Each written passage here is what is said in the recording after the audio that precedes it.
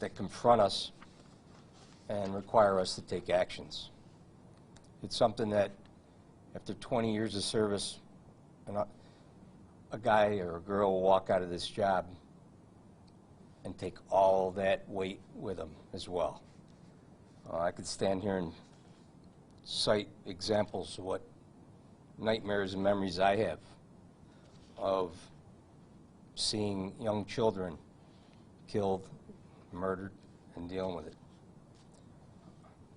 But let's talk about the other comments that were put out here today regarding the way this incident was handled. That they're not properly trained, that they didn't use empathy or compassion, that they should be held accountable for violations of policy, yet there's no policy that they can show is violated. What also needs to be said, this is incredible that we're dealing with a 9-year-old girl, but this is not the first time she's been put in handcuffs. That goes back to November. We're dealing with a very, very difficult situation, and what police officers are confronted and face, and the limited resources that are out there. In this situation, the officer is told she's suicidal, she's going to hurt herself and hurt others. He is able to get up to her and stop her, try to find out what's wrong with her. While he's dealing with this, a mother intercedes and incites her more. While he's trying to separate them, still trying to find out what's going on. And then hearing that somebody's stabbed. Did that just occur? Do we have somebody someplace else that needs medical attention? While a car pulls up and begins filming and laughing at everybody, to the point that the mother then goes and gets in confrontations with those people. And you got one police officer trying to figure out exactly what's going on, process that information, try to put everything together and handle it appropriately as this whole thing continues to become fluid. We have a fire truck that pulls up to a scene. Was that there to help and do something else? No. They're there because there's a drug overdose right there. This is the realities of what this little girl lives with. The violence, the domestic issues that she has to endure.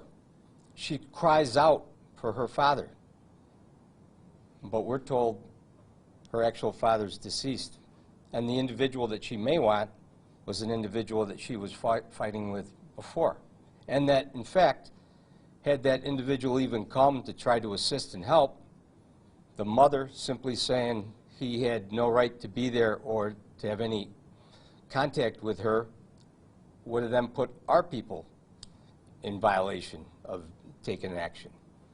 It was clear from her comments that she needed help. That's why we were there. Videos were released, but there weren't videos showing the female officer who responded, who was able to gain a rapport and try to settle down and help the situation. It was 14 degrees out. At different times, they're talking to her about hypothermia. They're worried about a number of things. There's no ambulance to put her in. When it's determined that she needs help and there's a mental hygiene, they have to be restrained. If that's not going to be the policy and the way that things are worked, then we need to change them. But they have to operate on what they have and what they can utilize. There was a decision when they couldn't get her into the car, despite everything they were trying, as well as a female officer that was trying to get rapport and trying to calm her down. There was a short blast of capstun. It worked. It calmed her down, it got her in, and they were still trying to then get information from her at that point. We're not saying that's the best answer or the right answer. Nobody has those answers. You're talking about a situation that unfolds You have no information. You have no idea what you're dealing with. But it's easy for some to then look back and be told something or given some information and then criticize. But it's that anger and disappointment on those actions from someone or two or whoever that is completely unrealistic in what an officer deals with and what they have to figure out what course action they can take. Yeah, we should look at this and say, what can we do better? Why wasn't there services that should have been successful from last November? Why are we continuing to deal with this situation? But the officers that responded didn't have that information. They weren't aware of it. That incident before, an officer was in the same situation and could not restrain her. A female officer responded that time as well and assisted, as well as neighbors, to try to get her secured. They have the resources they can use, the information they have, and you're trying to make a decision right on the spot. What we need to do is change a lot of things. But those officers in those scenes, they broke no policy. There's nothing that anyone can say they did that's inappropriate. We had an incident a few months back with another young female where handcuffs were put on. There was no change in policy, no directions. Our officers want answers. They want to be told what they can do different. It's great there's other services going to be put in place. Yet, in this situation, they're not allowed to even ask for those. We have a press conference where people from City Hall say we're not there yet. We don't have protocols that we have to figure out. How did that help our people on Friday trying to deal with this situation? Why? Because it's complicated and there are no answers.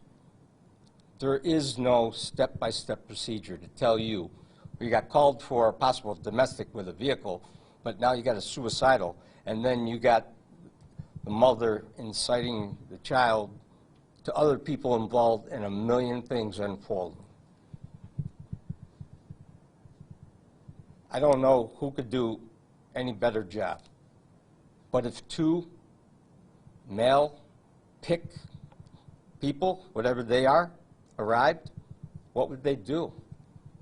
How can they restrain? How can they stop her from going away? This officer's first goal was not to lose sight with her. She threatened to harm herself. He did a good job getting her to stop to try to find out what was going on. We have so many here that are so quick to criticize, but offer no solutions. What happens this afternoon, tonight, tomorrow? The same call, the same thing occurs. What policy do they follow? What do they do? We were told that there's a discussion of having 9 officers be sent out for retraining. What about the 600 or 700 other officers that are out there working? If you're coming in with some training that's new, or how to respond to this, I think everybody should be trained. What is that training, and what's it mean? This is not simple. It's easier to blame an officer than to take corrective actions that's the problem in this city. It's impossible to come up with solutions to what's wrong. How do we have a 9-year-old that is involved in this life that she's living? How is there a lack of empathy and compassion? There's not. Our people are affected by everything they see and do. And this is something they see on way too much of a regular basis. But a city council member or a PAB member or anybody else out there who has never done this job has no idea what is encountered and what's faced. We have 1,200 pages or more of general orders. Show me where they give you that scenario broken down, and this is how you should handle it. You do the best you can at the moment you're dealing with a moving situation. And it's incredible. I'm not saying there's not better ways to do things, but let's be realistic here in what we're facing. And an officer there was dealing with the situation by himself until he could get information for anyone else to show up. They also want to deal with a situation that you have to get somebody into a car now because an ambulance is not there because of hypothermia, and we had issues before about keeping somebody outside, keeping them inside, and then when they don't want to get in a car, you can see what you face. And what physical harm can you inflict on trying to get somebody into a car that's got their legs wrapped in around the doors and is impossible to deal with? It's not TV, it's not Hollywood. We don't have a simple, be able to put our hands and have somebody instantly handcuffed and then comply. It's not a simple situation here.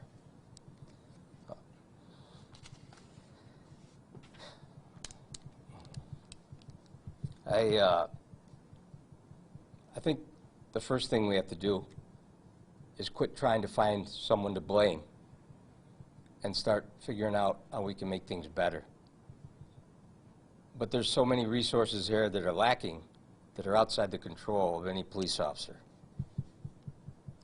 If you live in Pittsford, or if you live on Harris Street, try to get a behavioral health specialist for your minor or your child that's going through any type of incident.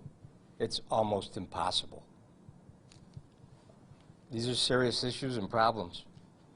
And then when an officer is confronted by statements about someone hurting themselves or others, now they're obligated, mandated to take action.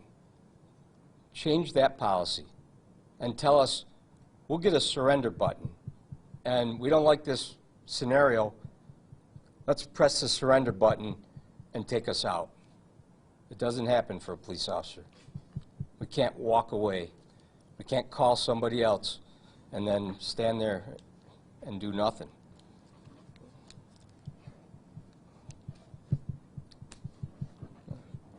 I'll try to answer the questions I can. I think where we are is an incident that occurs on a Friday afternoon, and now there's some type of protocol by the mayor's office that information's got to be immediately given to whoever, and without backing it up with the information that's needed, and the next thing you know, it's all over, and there's only one point of contention, is to hold a police officer accountable. That's wrong, and it's not helping us, and it's not what we need. If there's a better way to do things, let's do it. But those guys out in the street, they don't know what that is, and they're not being told what that is. And that's all it is. So are you proud with the way that the officers responded to this incident in particular? I'm not proud at all. I go home like every other cop goes home. When you go through those incidences and how your stomach feels and how you try to separate that from your life, you go back and you hug your kid and you tell them how much you love them. This poor girl, she doesn't have the life that you can give our children. Listen to the video. Listen to what her mother's telling her. Listen to what a 9-year-old's telling back to other people. This is terrible. So what's the answer? How do we stop the non-political answer on how we stop these incidents from happening in the community? What do you guys have to do with the mayor's office, with the city of Rochester, to stop these incidents from occurring so often? Well, I've been on almost 35 years now.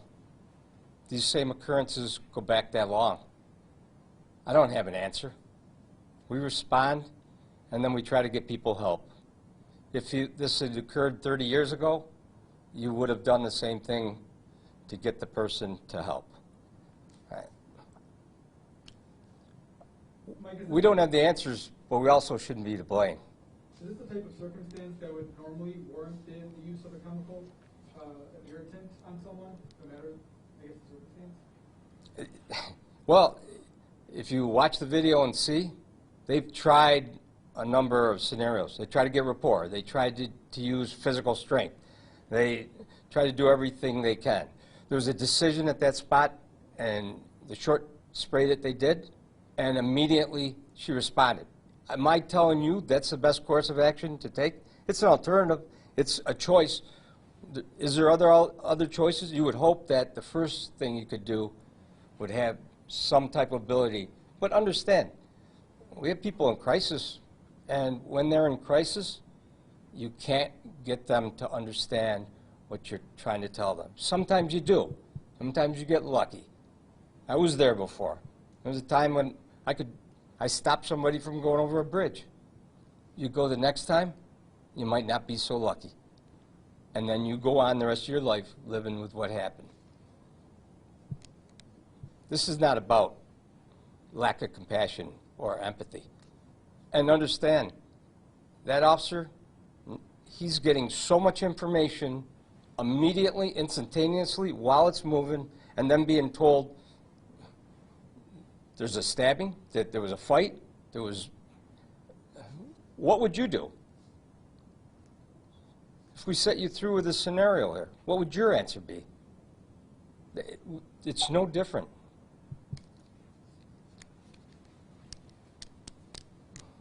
So RPD Brass was saying in the release that this was the required action. Have you seen any policy? Like, I looked through the open data portal for 2 hours last night and couldn't find where it said this type of action on a 9-year-old girl was required. Have you seen anything in the general orders? You keep talking about the 1,200 pages of general orders, but have you seen anything that outlines where this is the type of required action that an officer must take in order to subdue a 9-year-old girl? Well, tell me this, Will. Who wrote that press release? Because I don't know, and I don't know whose words those are. Are those someone from the department, or are they someone who writes stuff to go out from City Hall that has no police experience? I can't find where it says anything about required. Are we required? You can't put an order to say you're required to do this in this situation, because every situation is different. So you have to assess what you can do with what you have and what you believe will work, and you're doing this in a split second while other situations are occurring all around you. Tell me where you put an order down that requires this or that, other than the fact that you have to take that person into custody. Otherwise, change the rules and say, well, we don't think we can handle this the right way, so we're just going to leave. Talk about alternatives. What were some alternatives that could have been enforced in that situation? Sadly, it would have been force, which is not an answer as well. They couldn't get the report. They tried. They had a female officer that started to have some type of reaction, but couldn't do what they had to do. There's something you talk about required or other information in that press release. She was not taken to the ground. From the other body-worn camera video that has not been released, you see her by herself slide down onto the snow into it. The officers are then trying to get her up, tell her to get up. It's too cold. It's 14 degrees Friday afternoon when this occurred. The officer's already several hundred yards away from his car and vehicle. Everybody's in a potentially dangerous position. And you got other people then coming into this situation. Outside individuals with no bearing on this that's now also occurring. You talk about one situation after another on top. And we're talking about human beings that are trying to figure out a problem and resolve it to the best of their ability.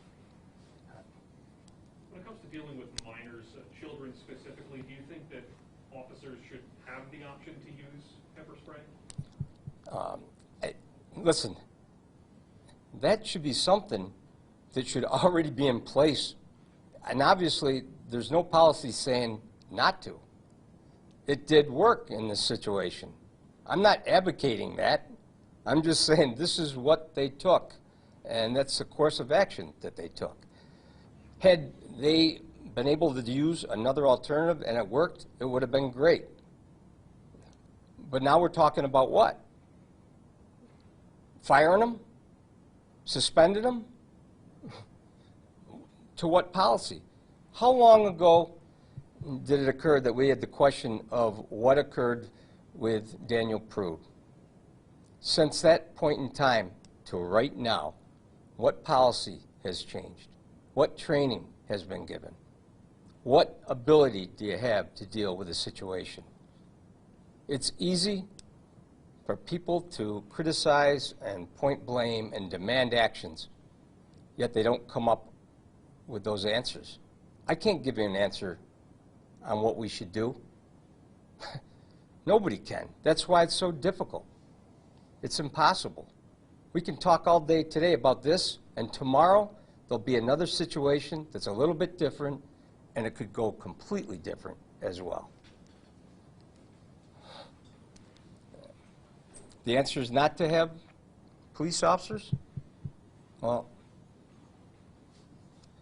there's 52 homicides last year in this city. Start talking about that and what we're facing as well.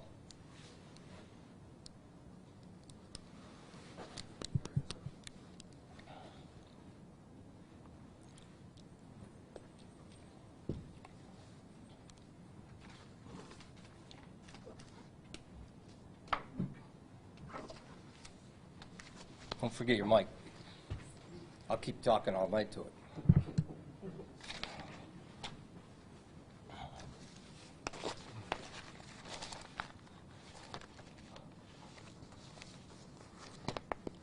Anything else? I wish I had answers. But I'll tell you this. Calling out an individual or several individuals and putting all the blame of what's facing this city and what we're dealing with is not the answer to get to where we can do things better. You change policy based on encounters that you take and actions that you take, and then you evaluate and say, what can we do in this situation? But these situations, exact situations, have occurred before. Who would think that a 9-year-old, this would be her second time in handcuffs? What happened there? What happened? Where was the follow-up? Where was the resources? That's not a police action. What occurred? What's going on in that house? What's going on in that neighborhood? You talk about, you know, comments that come. The deputy mayor saying, this is the most callous and cold. Never once stepped in those shoes of what a police officer sees, a firefighter sees, an EMT sees, or a CPO worker sees and has to deal with. How about the frustrations you deal with when you go to a call at 2 or 3 o'clock in the morning and there's kids running around the house that you know have to go to school in the morning, and how are they ever going to be school ready at 8 o'clock in the morning? It's what we see day in and day out. And then you go home to your kids and you go through so many layers of emotions you can't even describe. I can remember one incident where 3 or 4 kids, a baby in a bassinet, are all killed by shotgun blasts. And I watched at least 10 cops that couldn't stop crying. That's what you deal with in this job. Call them callous. Tell them to do a better job. Nobody should have to deal with what they see day in and day out. But don't stand up and criticize and tell somebody there's a better way to do it when you've never done it and you have no idea what you're talking about. Michael, can you tell us about the officer who was involved in this situation? Which one? There was several. The one who was responsible for the spray of capsaicin in the face. I can't tell you anything about him. He came to the scene shortly thereafter. They were trying to get her into the car and made a decision. He made a decision there that he thought was the best action to take. It resulted in her no injury to her. Had they had to go and push further and use more force, there's a good chance she could have been hurt worse. It's very, very difficult to get somebody into the back of a police car like that. And she's 9 years old. Imagine what happens when we have a full-grown individual that we're dealing with. You talk about the psychological impact on the officers, but what about the psychological impact on the 9-year-old girl who had to deal with this traumatic situation? How about the traumatic situations that she's been dealing with? Did you listen to the words that her mother was saying to her? That's what's sad. That's what's disturbing. That's what officers go home and say, how does that girl have a chance in life? What's that officer supposed to do? What can they do? You know what? Understand how we respond to situations. They may go from a man with a gun call, to a traffic accident, to a family disturbance, to another incident. After this, those officers probably had to go on to several other calls that night. This doesn't happen in a vacuum. Some of those officers probably didn't even get a chance to even discuss it until when? Hours later? It's not that clear. It's not that simple. It's not that easy. You're talking about how it's not that simple, but what are some of the factors you think that are in play in the city that make this, that add to the levels of complexity, the layers of complexity in this? Like you talk about this, you don't think this girl has a chance. This girl doesn't, that what she's dealing with is so much deeper than what this one incident with police, and even the November incident. What are some of these factors you think that are involved in the city that aren't being addressed? Yeah, and tell me that how it involves police officers. It doesn't. We don't have those answers. Those officers are trained to do public safety and deal with these situations because nobody else is able to deal with them. I understand. This came as a different call, and this is what occurs. So you can put a pick team, a fit team, or whatever teams you want out there. How do you determine that their response to a job is going to be what it is? I don't know how it occurs. I'm hoping it's very, very successful. But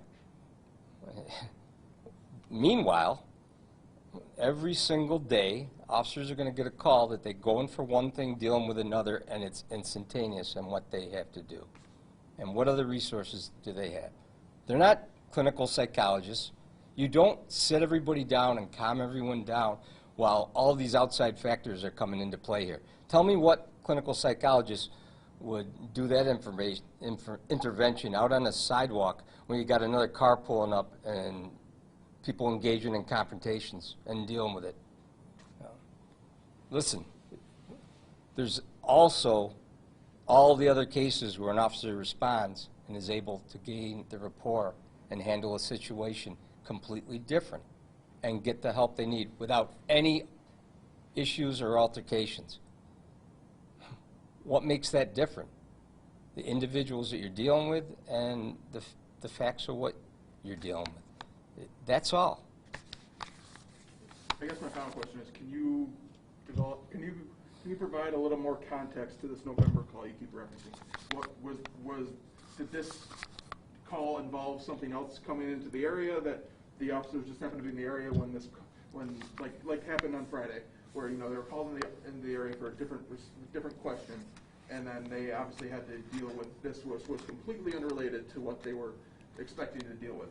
What what were the factors or what were the circumstances involved with this November call that you keep referencing? Well, I have that information, but perhaps that should be looked at and reviewed as well, instead of trying to find out what these officers did right or wrong. It was similar in the call that came back in November. The officer was in a difficult situation there as well. The same thing occurs every time someone gets a call where someone is threatening to hurt themselves or another.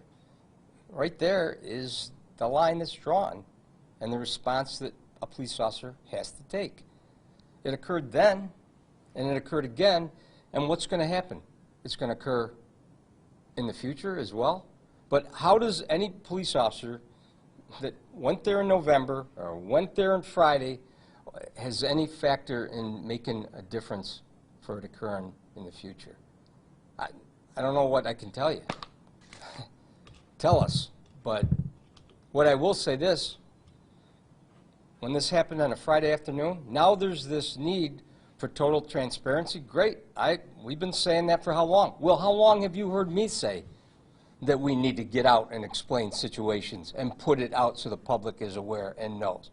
But now we do it in such a manner because that we just jump and throw stuff out and then look at the responses that came. Just like all of us, when you hear a first situation and you go, can't believe this could occur. Until you get all the information, and we owe it to everyone in that as well. But in this case, there wasn't any time or need to do that. It's a weekend, and throw it out there. These officers are still working. They work through the weekend. Imagine what we're dealing with this. Not good. It's not good. I guess I'd ask the mayor. I'd ask city council members, what are your answers? You know what their answers are? We're going to hold police accountable. What does that mean? How do you hold someone accountable when they didn't violate a policy? So they step away from your questions and issues on how we make things better and how we deal with those social issues that nobody has any answers for, but we got somebody to lay blame to. That's what's wrong. Well, it's Sunday night, and we're hoping that we can get at least a couple hours of sleep sometime in the next 2 or 3 weeks. Thank you for coming. Just ask for a little tolerance and patience.